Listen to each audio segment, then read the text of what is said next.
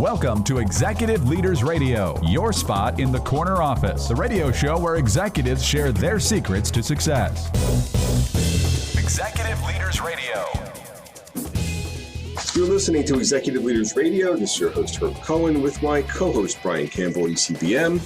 We have a great lineup of guests for you on our show today, including Bob Healey Jr., Executive Co-Chairman of Viking Group, Miles Wilson, President and CEO of EducationWorks, Aaron Krause, President of Scrub Daddy, and Howard Nathan, President and CEO of Gift of Life Donor Program. Let's get to know our first guest, Bob Healey Jr., Executive Co-Chairman, Viking Group. Bob, what is the Viking Group? What are you guys doing? Thanks for having me, Herb. The Viking Group is a collection of companies started by my family. It's a real estate, investment, insurance, but the crown jewel of that is the Viking Yacht Company, which is the #1 sport fish production manufacturer in the world, building boats anywhere from 37 to up to 92 feet. Wow, you're #1 in the world. Where are you from originally? How many brothers and sisters? Where are you in the pecking order? So I'm from Lumberton, New Jersey originally, southern New Jersey. I have 6 sisters. I'm #5 in the pecking order. My father was a widower, so I technically have 4 older half-sisters, and then I have 2 younger sisters. I'm the first of my mother's children. So what did that do to you, growing up with 6 sisters? Made me understand what strong women role models look like, for sure. Mm-hmm. And it made me have a real appreciation for family. You know, we've got a huge family. We all get together for Christmas and Thanksgiving, and that happens every year. And that helps me understand in a family business that we're doing something right when we're still all getting together every year for holidays. Well, what's that ability of yours to keep the family together have to do with building this business? How large or how small? How many employees are there in the business? So there's 1,600 employees in the yacht company and about another 100 in the other businesses altogether. So 1,700. And it really becomes about building consensus, about being able to understand people's motivations, what people need, and how to get along on some level. Mm-hmm. 8 to 14, what kind of stuff were you up to? What were you doing? What were your interests? Read a lot of books, particularly history books. Got really into history, particularly American history, got into Revolutionary War reenacting, still do that to this day. Mm-hmm. Brian? Hey, Bob, what interested you about history? How'd you get into that? Well, in particular, huge interest in all history, but in particular, American history, and very specifically the founding of our country. You've got a lot of different characters. I mean, people who are out of central casting in the founding of our country, and they're all high-powered individuals by and large. They've all got interesting backgrounds, and some of them even have disparate sort of motivations for why they're coming together, and yet they're able to create something much greater than themselves. Mm-hmm. And then what about learning about this history at an early age inspired you? What about it inspired me? Yes. It inspired me, one, to get an understanding of the country I live in, to have an appreciation for being able to do business here. I think if you're born here, you pretty much won the life lottery, and it inspired me to be on a team just like they were, to be on teams with high-powered people who are very skilled and very smart. And it even inspired me to realize that I didn't have to be the smartest person in the room. I just had to have smart people around me. Mm-hmm. And then going back with sticking with the history side, bringing it to what you do now with the Viking Group, what does that have to do with your role now based off what you learned from all this history? Well, we've got several different companies, as I've mentioned, and all of those have good management teams, good C-suite teams, and interacting with them day to day really does become about figuring out what their motivations are, figuring out what's needed in those companies, and being able to give them what's needed from a leadership level, and understanding that these are really intelligent, high-powered people, and they've got to have their own room to run while still being able to have an overarching strategy for all the businesses. Mm-hmm. So I like being on good teams. How young were you when you began pulling teams together? The earliest good example I could probably give you, Herb, was when I was in high school. I was in a band, and eventually into college, and we toured, and I toured for a living for a little bit in the band. And that's, small, 4 or 5 guys plus your crew. But every single day you're trying to convince everyone to get in that van get to the next venue and do everything they've got to do to perform for 45 minutes. What was your role in the band? I was a lead singer, and I handled a lot of the business for the band. So what does the lead singer and handling the business for the band have to do with running this business, which is 1,700 people? Well, it makes you comfortable being in front of people when you perform in front of people. So, makes you comfortable in a room. Mm-hmm. And then, it also makes you understand that when people look to you, maybe as a leader, you've got to be able to set an example. Mm-hmm. You have to be able to, maybe if you're not the smartest guy in the room, mm-hmm. you've got to be able to be the example in the room for other people. What do mom and dad do for a living? So my mother worked in property management till she had myself and my two younger sisters. And then mm-hmm. she had the most important job in the world, which is being a mother. Mm-hmm. My father ran the company with his brother, founded and ran the company. Mm-hmm. And so I understand you were touring with the band. Did you then come to work right for the business? I did in a roundabout way, but yes. Mm-hmm. What was the roundabout way? Well, I never wanted to work for the business when I was younger. It's the farthest thing I wanted to do. When I got out of the band, I thought I need to pay my bills. I was very lucky to have a father who was willing to allow me to work into the business. And I figured with a finance degree, I'd go into the investment arm. And instead, I found myself doing medical relief in Sierra Leone, West Africa, which is one of our philanthropic arms that we have. So I started there. And I started in philanthropy before I got to touch a dime of for-profit money. So you went to Sierra Leone to try to pull together a team there for philanthropic reasons? We did. We were doing medical. It was a war-torn country, so we were doing stuff for children affected by war, and then we were also doing medical relief for young mothers and young women, babies, children under 5. And it's an interesting place to try to pull a team together. Mm-hmm. What did you learn there? What did you learn in Sierra Leone doing this philanthropic stuff? Does it have anything to do with building a 1,700-person for-profit business? Well, the first thing I learned is you got to be on the ground. You got to be involved. Initially when I got involved, I was looking at bills and stuff going on from the U.S. And I finally got frustrated with not being able to affect the kind of change we wanted to affect. And I got on a plane. And I went over there and I met the people that were working with us. I met our partners. I saw what they had to deal with in the rainy season, trying to get stuff moved from one place to another. So you got to get your boots on the ground. Mm-hmm. Brian, what are you thinking? Yeah, Bob, what skill sets would you attribute that you've gotten from your mom and your dad? Unending patience from my mother. I wouldn't say I got all of it, but I got some of it. From my father's the type of guy who, if you tell him he can't do something, that's like throwing the gauntlet down to figure out a way to do it. So I've gotten the skill set of you don't give up. A no is just a request for more information.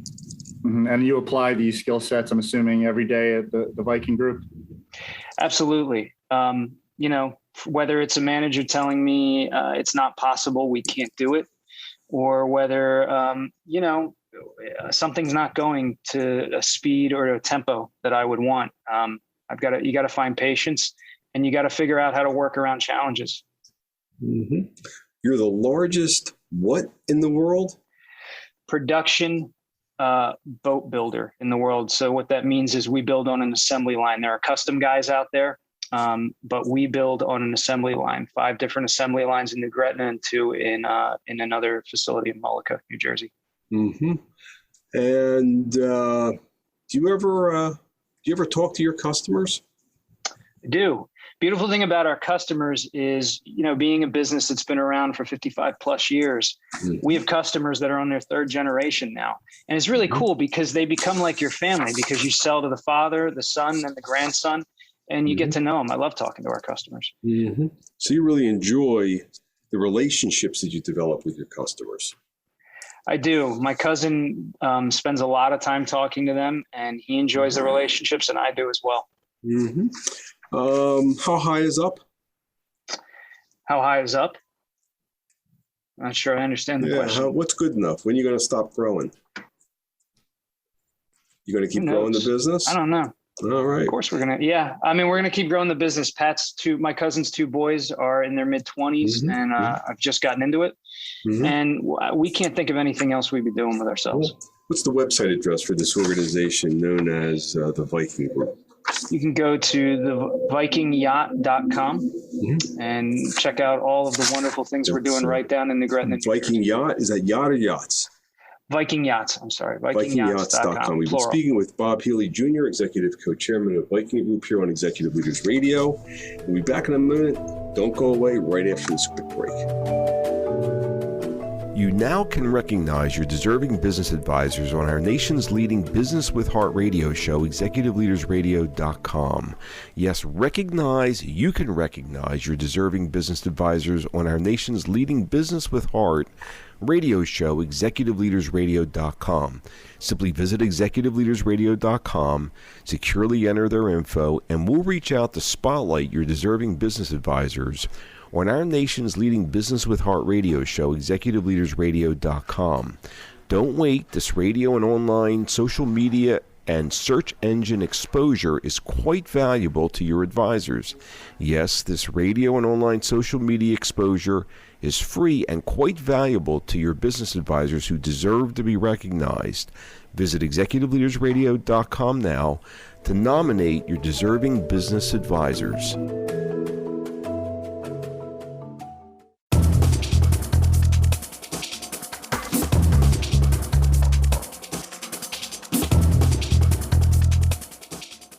You're listening to Executive Leaders Radio. This is your host, Herb Cohen, with my co-host, Brian Campbell, ECBM. And we'd like to introduce Aaron Krause, President and CEO of Scrub Daddy. Aaron, what is Scrub Daddy? What kind of stuff do you guys do? Well, we make the world's greatest kitchen scrubbing tool. You may have seen us on Shark Tank, but we've grown tremendously because what we make is a sponge that doesn't scratch, doesn't smell, rinses totally clean, changes texture with the temperature of your water, and the cute smiley face is fully ergonomic. You put your fingers in the eye holes, you can get to the bottom of cups, and the mouth even cleans spoons, knives, forks, and spatulas on both sides at the same time. Well, where are you from? How many brothers and sisters, and where are you in the pecking order? So I was born and raised in the western suburbs of Philadelphia, which I love Philly. I'm a big Philly sports fan. And I grew up in a place called Wynwood, Pennsylvania, where they call it the Main Line. And I am in the middle of the pecking order. I have an older sister and a younger sister. Both of them super overachievers, and I call myself the black sheep of the family. How young were you when you started inventing stuff? You know, Herb, as far back as I can remember, my first invention, which was not an actual product, it was a process. It was about 10 years old, and I invented a method to turn my lights on and off from my bed so I didn't have to get out of bed at night with dental floss and wheel casters. How young were you when you started making money? I started making money around the same time because my sisters and I wanted the latest video game creation called Atari. And I went to my dad and asked him, and he said, buy it yourself. And we were like, how are we going to do that? We don't have any money. So he said, well, here's a list of chores you can do around the house. And he literally gave us all these different chores, and he put dollar signs next to them. And within, 2 months, we had made the $250 and we bought our own Atari. I realized that you only made like $2 or $3 for sweeping the floor or making your bed, but I can make $10 for washing the car. So I became a professional car washer pretty quickly. And, I'd wash my mom and my dad's car on a weekend. And then I'd realize I only had $20. Why not walk around the neighborhood and knock on people's doors and see if I could wash their cars? And lo and behold, I started my own car washing business, and I was making, $30, $40, $50 a day. What did your mom and dad do for a living, and what do you bring from them to work every day? My dad's a cardiac surgeon. My mom was a pediatrician. They're both currently retired. They were both really, really academic individuals, extremely, extremely intelligent. They went to Haverford and Bryn Mawr colleges. They both went to the University of Pennsylvania Medical School. So I got from them, obviously, a healthy education. Unfortunately, I did not get the academics from them. I knew I was going to blaze my own path. However, my mom was extremely meticulous. If I made my bed, she would see where I didn't do the crease properly. And when I washed cars, she would find every spot that I missed. And so she definitely made me into a very, very detail-oriented person, which was great to have a car washing business when I first started. And my dad had probably the hardest work ethic of anyone I ever saw. He used to, as a cardiologist, you really don't make appointments. People have heart attacks and you're on call all the time. And so I just remember my dad coming home at 2, 3 in the morning and getting a call at 5 in the morning and leaving. And I often say, like, I feel like now I'm living the story of the cats in the cradle, because I grew up just like my dad. I'm now a workaholic and I love work, and I work, sometimes 18 hours a day. But I also got a healthy appreciation for money, earning your own money, and being proud of the things that you buy with your own money. Mm-hmm. Brian? Hey, Aaron, how young were you when you realized you could depend on people in business dealings? I always had difficult depending on people in business dealings, which is probably why I ended up starting my own company and running my own company. I always found that when I went to depend on someone to do the exact same job as I did, especially if they were a business partner and they were an equal, I found it very difficult because I had a different work ethic, or I was much more detail oriented. I cared more about doing the job right than I did about the profitability. And that didn't always jive with some of the people that I was working with. Well, I wanted to go back to your story about getting the Atari. I know, like, it was a good story back in the green room. How did that feel for you, and how did that influence you the first time you actually, you worked for something and now you had it in your possession? Did that inspire you to take off and want to do other things to get to, like, get other items? So there's no doubt. The day that we went to buy the Atari and I knew that it was because of my hard work, I was through the moon. However, that quickly dissipated when we got home and I started fighting with my sisters over whose Atari it was and who got to use it more than the other person, and when they had a friend over. So I don't look at that one as my first big accomplishment that I bought on my own. I do, however, remember my first big one, and that was around 13 years old. My birthday present from my dad was, from now on, you buy your own sneakers. And as shocking as that was, I think that was probably one of my favorite lessons from my dad, because I did end up using my own money to buy my own pair of, I think it was Air Jordans. And after I bought them, I treated those sneakers like they were a pair of gold. And I remember never caring about what puddle I stepped in or what mud was on the ground. But after that, I used to avoid stepping in certain areas. And at the end of the day, I would wipe them down. And so that was the first time I was like, wow, this is mine. I bought it with my own money, and I think I'm going to take care of it really well. Mm-hmm. And how would you say would you say that like that philosophy applies to what you do today with what you invent? I mean, everything I do now, I apply that exact philosophy. Everything that I earn, and I have a healthy appreciation for the money that I've made, and I try to use that experience now to also take care of other people, and also have other people realize the value of their hard work, and how much I appreciate their hard work as well. But when you start your own business, that's the exact epitome of owning your own sneakers. I mean, you're taking care of your own business, and it belongs to you. And so, of course, you're going to work the hardest at it. Whereas, I never felt like I could work for someone else, because I would never care about it as much as when I owned it and it was my own company. Mm-hmm. What kind of sports did you play as a kid, and what was your role on the team? So I was always an offenseman, and I played different sports. I played basketball, I played soccer, but I really never felt that I was great at sports. Again, I grew up in a very academic family, and sports were kind of shunned in my family. My parents were both shocked that I wanted to play sports, and I didn't want to sit around reading a book or a novel, because that's what they used to do. Mm-hmm. And I fell in love with hockey. I felt like I always sucked at every sport, and I went to overnight camp, and we had a hockey game, and I just remember, right off the face-off, making like 2 or 3 moves, and I scored, and everyone was cheering, and they were all patting me on the back, and I got all this attention, and I was like, I'm a hockey player.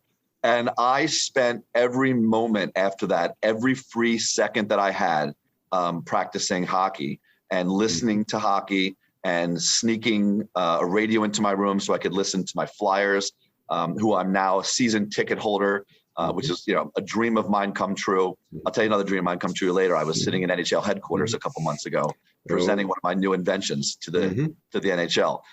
But so hockey became my passion, and I always was the center, and I was the lead scorer, and I just love being having that role, scoring and being offensive. Like what you're doing nowadays. Brian, did you have the last question? Yeah, Aaron, real simple. Have you run out of any ideas yet?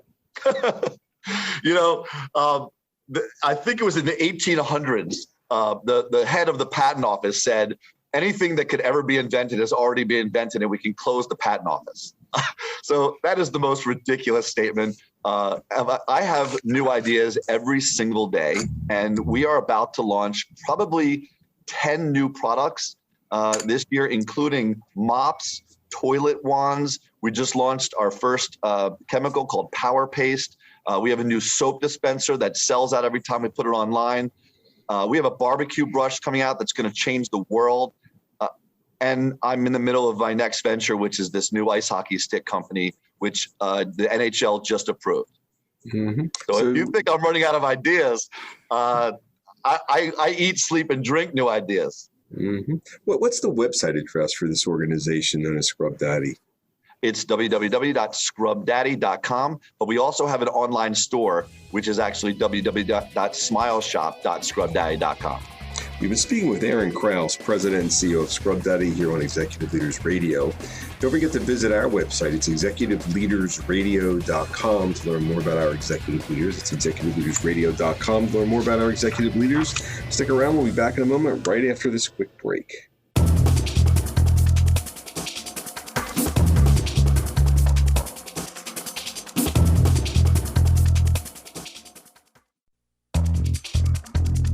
We're back. You're listening to Executive Leaders Radio. This is your host, Herb Cohen. We'd like to introduce Howard Nathan, President and CEO of the Gift of Life Donor Program.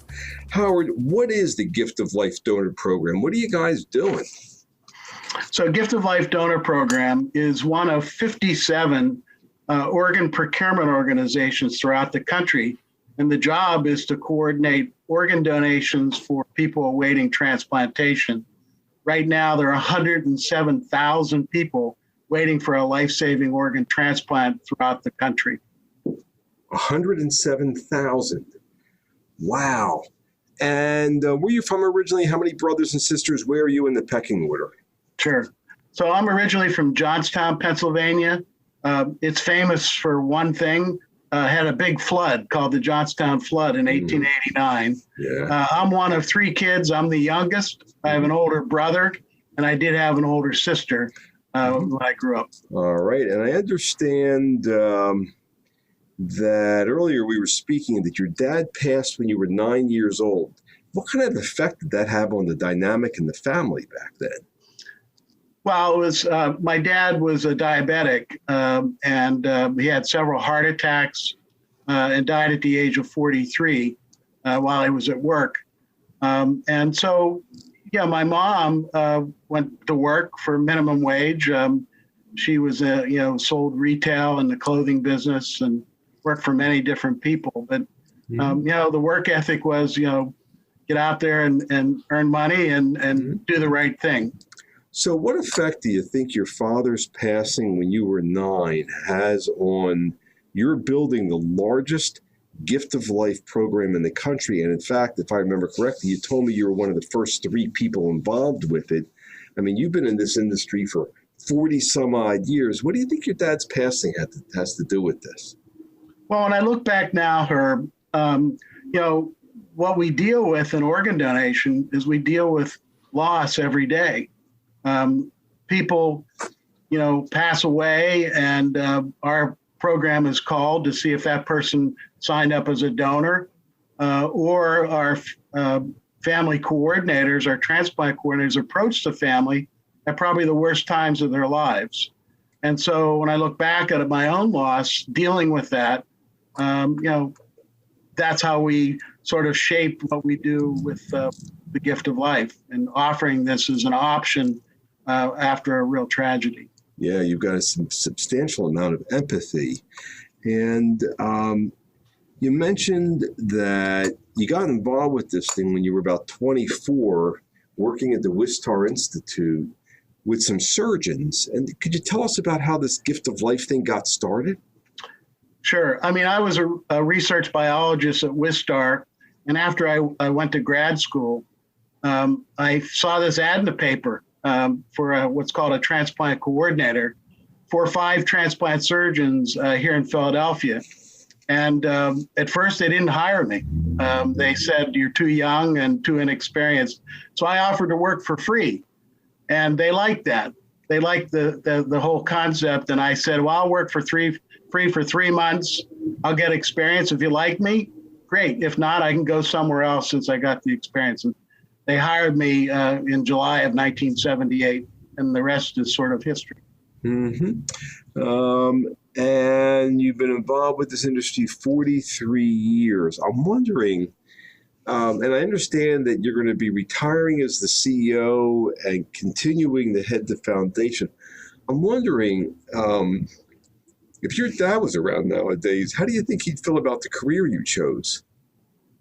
Well, I think he'd be pretty proud.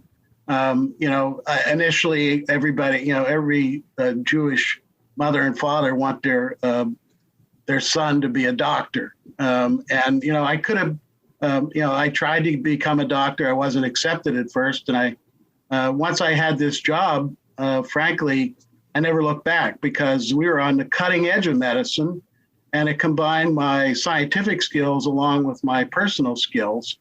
And so becoming a CEO of an organ procurement organization, really, I think they'd be very proud and fulfilling, doing the right thing for people across this region, across the country.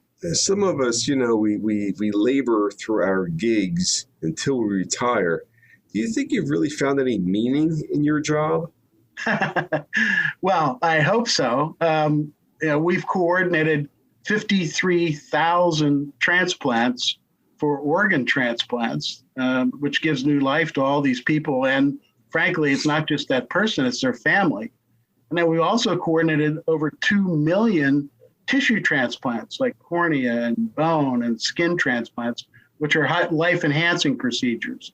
So we've touched a lot of lives. And again, it's not me, it's my team now of 275 people who every day are approaching families. And when families say yes, we turn it into new life. Brian? Yeah. Hey, Howard.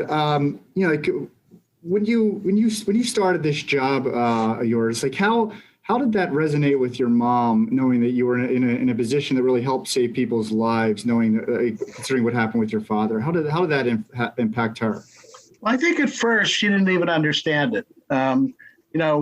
Johnstown's near Pittsburgh, and at the time there was a famous transplant surgeon named Thomas Starzl who invented liver transplantation. And then she'd see the Pittsburgh papers and see what they're doing in Pittsburgh, and she'd be like, "Well, what do you do?" I'm like, "Well, Mom, I'm doing the same things." Mm-hmm. So I sort of had to explain to her that we're in the same business of saving lives. But I think she was pretty proud once she understood what I was doing. And my own sister actually ended up needing a liver transplant in 1991, 13 years after I was doing this job. So certainly my whole family knew that. And there was an organ donor that occurred in Chicago that my sister got transplanted. And then she did pretty well after the liver transplant. She had liver failure and waited 2.5 years and went down to 80 pounds before she got her transplant. Fantastic. So we were affected. And then what did you, just out of curiosity, at an early age, what did you do to make money? What jobs do you have prior to your when I was a kid, I delivered newspapers and, I caddied at the local country club. And then in high school, I was a grocery packer at the Riverside Market. And then after college, I was waiting to get into medical school, which never happened. I was packing groceries again and working in the local hospital. And what did you learn about yourself from those roles? Well, I always felt like there was somebody sort of overlooking things, that I always attribute some of the things to luck. The things happen, for a reason. But if people look at my career, they say, no, you helped make it happen. You pursued things. And whether it was the grocery packing job where I sort of begged the manager, you need to hire me and hire me now, or, the current job where I offer to work for free. Hasn't part of your job, aside from organizing and working with a variety of people, hasn't a big part of your job been raising money, though, as well? Well, it's all about relationships. And maybe every job is that way, but certainly with this job, it's relationship intense. When we get called by a hospital, we're working with intensive care unit doctors and nurses who just lost a patient. And then we have to shift our attention to the family who just lost someone. And then I have to coordinate, change gears to work with the transplant surgeons and get them to the location through the helicopter or a jet. So there's all these different relationships that are key to the success of a program like ours and getting people transplanted. So you have an ability to work with a wide variety of people in a wide variety of circumstances. I guess after 43 years, when you go into work nowadays, you know what to expect. You've been doing it for 43 years. I wish that was true, Herb, but every day is different. Every circumstance is different. Every time we talk to a family, it's a different circumstance. And you have a routine, but you have to be able to adjust as to the minute of what happens. What's the website address for the Gift of Life donor program? It's donors1.org, DONORS, and the number 1.org. Donors1.org. We've been speaking with Howard Nathan, President and CEO of Gift of Life Donor Program here on Executive Leaders Radio. Don't forget to visit our website, executiveleadersradio.com. Back in a moment, right after this quick break.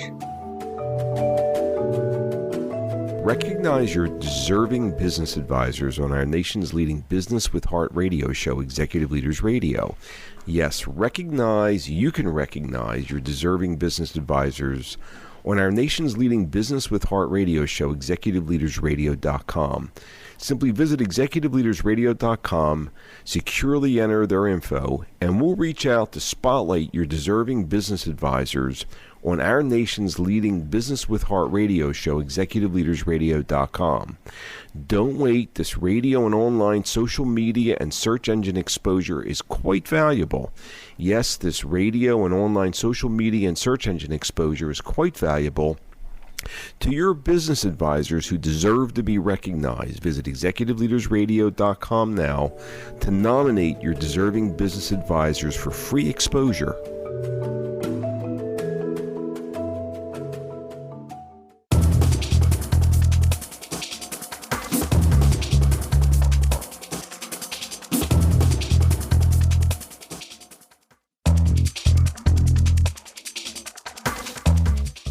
We're back. You're listening to Executive Leaders Radio. This is your host, Herb Cohen, and we'd like to introduce Miles Wilson, who's President and CEO of EducationWorks. Miles, what is EducationWorks? What kind of stuff are you guys doing? EducationWorks is a nonprofit based in Philadelphia. We have two sides of the house. We have out-of-school time programming for young people kindergarten to 12th grade. And we have workforce development programming for 18 to 28, actually 18 to 30. The majority coming out of incarceration. Give me an idea of how many folks go through your programs on an annual basis. We have probably 4,000 to 5,000 people come through our programming every year. Wow. And where are you from originally? How many brothers and sisters? Where are you in the pecking order? Born and raised in Philadelphia, 13 brothers and sisters. I am in the middle. 13 brothers and sisters. You're in the middle. And what did that do to you growing up in the middle of 13 brothers and sisters? Gave me an extreme advantage. I had the ability to watch my older siblings and grab wisdom from them. And I got the youth and exuberance from the younger brothers and sisters, and it kept me energized. So you felt privileged growing up in the middle. By the way, what's your first name? Who are you named after? And your middle name, who you named after? And who did that to you? Who did that to me? So my dad was extremely, extremely fond of jazz. I'm named after Miles Davis. My middle name is Hannibal of Carthage, a strategist recognized today as the best military strategist ever. So what do those two names mean to you? Leadership. So if you think about Miles Davis in the jazz world, he is recognized as the point. He is the one who gave jazz the bravery to try things differently, even if it meant people didn't like it. And when you talk about Hannibal, Hannibal had everything working against him, but he found a way to beat the empire. 8 to 14 years old, what kind of stuff were you up to? I was in my neighborhood, 20 kids on the block, probably every block, and we went from block to block playing each other in sports. Of the 20 kids, what was your role within your block? Sure, once again in the middle. So we had some leaders out there. Some of them were a lot older than me. Again, in a position of watching them and gaining wisdom, and a bit of a leadership role for the people a little younger than me. So I had the full benefit of watching both sides. So you told me that you had the ability of collecting yourself, and that then allowed you to bloom. What are you talking about where you had the ability to collect yourself and then bloom? Early on, by being in the middle, both in my sibling group and my peer group, it affords you the opportunity to take a step back and watch. And with that, having what I like to call by yourself meetings. So when it was time for me to bloom, I was very collected and I was very sure of myself. Give us an idea of how early were you blooming, and give a specific example. Sure, probably around the 8th grade, I began to be very comfortable with who I am and how I presented myself. Probably showed itself best in the classroom, began to question things that were given to me, even in my community. In all of our communities, we are given a set of norms. I found myself pushing on those norms and demanding to know more or try something different. What was this thing about in high school? You mentioned, I think, Brian, why don't you take that history stuff? Yeah, sure, Miles. Like you said, your favorite subject growing up was history, and like you got into it because it allowed you to, push back on what the teachers were discussing and make it an open discussion and talk more in detail about it. Can you tell us a little more about that? Sure. So, especially back then, Black people weren't present in curriculum. When we were in history, the only thing you heard was slave trade. That is a deficient way of looking at Black people and their world's history. I was fortunate enough to have books and resources around me outside of school. So unfortunately for my teachers, I was maybe a little bit more prepared for that deeper discussion once we hit the classroom. And I can't always say that they enjoyed that exchange. But didn't it take a lot of guts for you to tell the teacher, listen, something's missing from our curriculum? Looking back, I guess it did. But then it was just blind youth. What's that have to do, though, with who you are nowadays and what you're doing? Everything that I share with you now is really just who I am now is that magnified. I am more confident as the years go. The more gray I have, the less I care. I care more about truth and less how you respond to it. I'm still very respectful of people. I'm a listener by nature. But once I've gathered that information, I still have that youthful vigor to do something about it. So it definitely shows in my leadership style. Mm-hmm. Brian, what else are you thinking? Yeah, Miles, how young were you when you started making money, and what'd you do? Probably 12 or 13 years old, 13 or 14. It was definitely before you could get working papers. And I was given odd jobs, odd tasks, just tough labor stuff that nobody else wanted to do. There was no one around me to give me money. So I was for it. I was game. Yeah, no, that's right around that period you said, around age 14, where you learned a lot about yourself. What about those jobs really kind of brought you to that point of that extra self-awareness you got at 14? Yeah, it's one thing to be intellectually there. It's another to put your hands in it, to feel discomfort, to feel pain, and to push through. So the mental part of it was there. But when you actually put your hands in something and you work and you toil, that makes a complete person.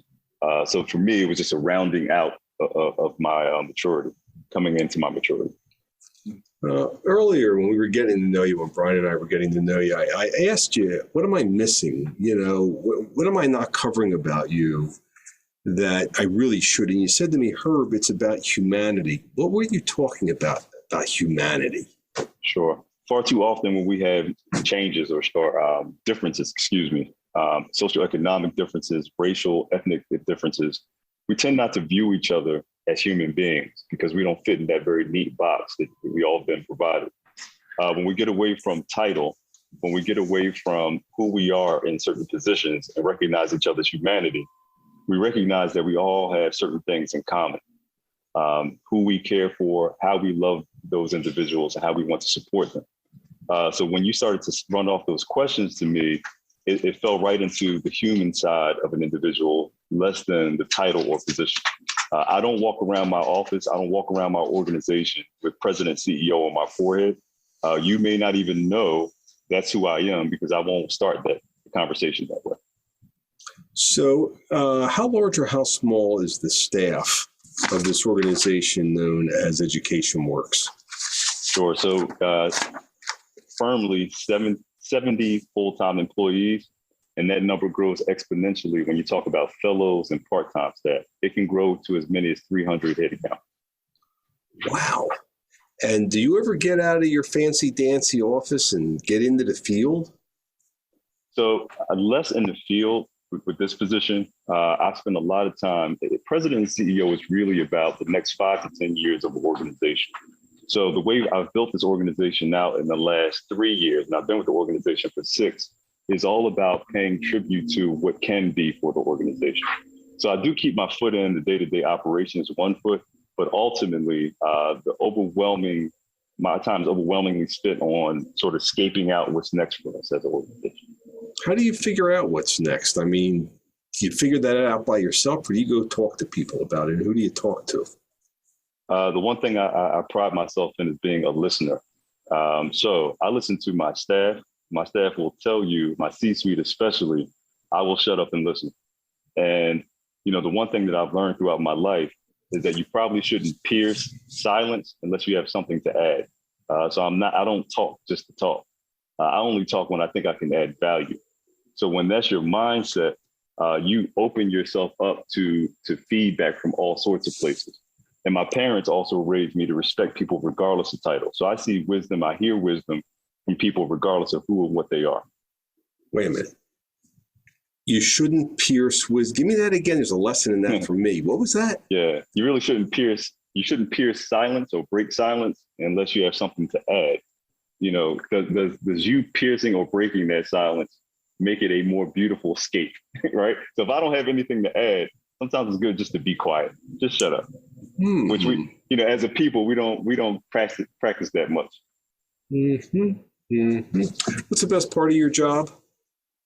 The best part of my job is translator. I love taking in information. I love taking that information in, processing it, and then pushing it back out to people. I take extreme joy in that. And then when the younger the ears are that get that information, and again, it's not up to me to decide what they do with the information. So it's not a paternalistic approach at all. Mm-hmm. It's literally me collecting experiences and then pushing those experiences out. What's the website address for EducationWorks? EducationWorks.org, and we're EducationWorks in every media handle. We've been speaking with Miles Wilson, President and CEO of EducationWorks here on Executive Leaders Radio. We've also had the opportunity of speaking with Bob Healey Jr., Executive Co-Chairman, Viking Group, Aaron Krause, President of Scrub Daddy, Howard Nathan, President and CEO of Gift of Life Donor Program, and again, most recently, Miles Wilson, President and CEO of EducationWorks. I'd like to thank my co-host, Brian Campbell, ECBM, for giving me a hand structuring the questions, hopefully providing our listening audience an educational and entertaining show. I'd like to thank our listening audience for listening. Otherwise, we wouldn't have a radio show. Don't forget to visit our website. It's executiveleadersradio.com. That's executiveleadersradio.com to learn more about our executive leaders. Thank you for joining us today. Have a nice day, and bye-bye.